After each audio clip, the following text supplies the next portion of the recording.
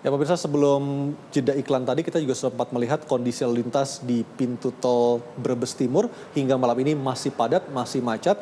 Dan bagaimana dengan kondisi jalan di Nagrek, Jawa Barat? Kami akan memantaunya melalui laporan reporter kami Irfan Tanjung. Irfan, apakah kepadatan atau kemacetan lalu lintas pemudik masih terjadi di Nagrek hingga malam hari ini?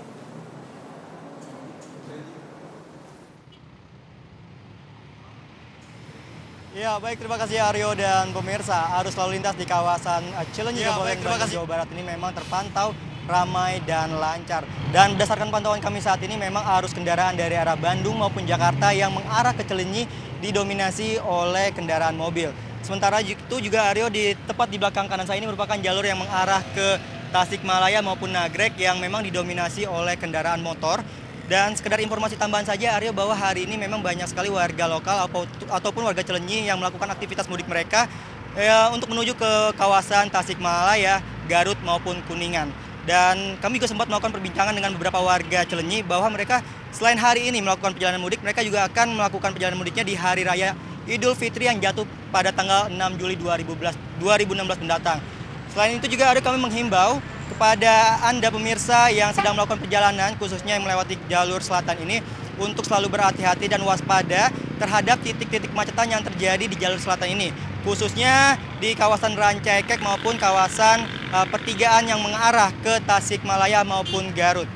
Demikian Aryo, kembali ke Anda. Demikian.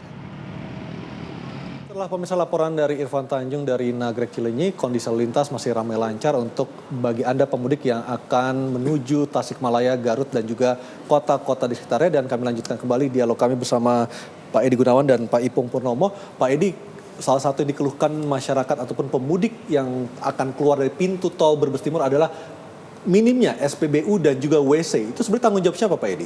Ya, kalau untuk toilet, kita dalam persiapan sudah berkoordinasi dengan pihak BPJT ya.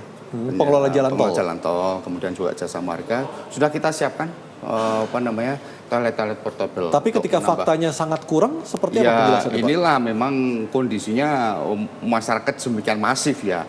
Tinggal pengaturannya bagaimana. Kemudian kita himbau juga pada saat beristirahat tidak terlalu lama lah, supaya memberikan kesempatan kepada yang lain. Kemudian masalah SPBU, memang informasi yang kami terima dari Pejagaan Kanci mungkin hanya satu lah ya. Tapi sudah kita antisipasi bahwa ini bisa saja terjadi. Kemudian pada saat keluar Brebes Timur memang serta-merta para pemudik memang sudah stuck sekian jam, berarti bahan bakar menipis. Betul. Ini juga salah satu faktor penyebab hambatan, akhirnya flow lalu lintas itu tidak smooth, akhirnya juga akan terjadi kemacetan di penghujung daripada Brexit itu. Nah, luapan daripada para pengendara yang masuk ke SPBU ini yang juga menyebabkan kemacetan ini. Baik. Juga salah satu faktor lah. Baik, Pak Ipung, ketika tadi kita sempat membahas juga ketika masyarakat yang melalui tol Brexit tersebut atau Brebes exit pintu tol keluar Brebes Timur itu mereka stuck ataupun macet sangat panjang, sangat lama, puluhan jam. Kebutuhannya tidak hanya lagi kebutuhan tentang mobil sendiri, kebutuhan bahan bakar, tapi juga ada kebutuhan manusia. Di situ ada kebutuhan makan, ada kebutuhan juga untuk ke WC. Ya, apa yang salah dengan kondisi saat ini sehingga terjadi masyarakat begitu susah mendapatkan WC maupun SPBU dan juga lokasi untuk makan? Ya, kalau kita berbagi siapa melakukan apa. Kemudian pada dasarnya intinya jalan tol itu kan sebetulnya pengen dilewatin saja kan. Kelar gitu, dilewatin, bayar, selesai. Tetapi karena ada masalah kemacetan yang luar biasa, sehingga kebutuhannya itu tidak sekedar lewat bayar, tetapi bahwa ada kebutuhan ekstra untuk kendaraan, mobil ya, bensin itu sendiri. Dan kebutuhan ekstra untuk manusianya. Karena sudah begitu lama, berjam-jam ada di sana, tentunya kebutuhan manusia tidak bisa berhenti. Terutama bagi pemudik yang membawa anak kecil, Pak. Persis. Ataupun lansia. Persis. Nah, bagaimana kalau kemudian ada yang sakit, itu kan menjadi luar biasa susahnya gitu ya. Kenyataannya bahwa sampai ada yang kebutuhan manusia saja lah, WC dan sebagainya itu kan tidak mencukupi. Bagaimana sedemikian banyak sepanjang 24 km orang ngantri, semua kepanasan di sana.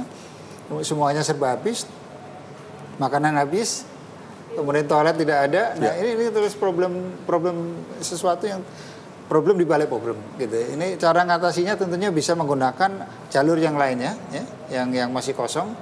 Emergency saja, anggap aja ini sebuah emergency gitu. Baik, artinya di luar jalan tol itu lah yang harus digunakan karena di situ akan lebih banyak lagi tersedia SPBU, tempat makan maupun WC seperti itu. Ya, itu jalan tolnya sendiri. Maksud saya ketika melakukan pertolongan yang ini kan harus ditolong nih orang nih, menggunakan jalur yang kontranya. Baik, gitu ya. Nanti saya juga sebelum sempat menanyakan apakah kondisi serupa akan terulang lagi di arus balik, tapi nanti kita akan break dulu pemirsa, tetaplah bersama kami di Talk to iNews.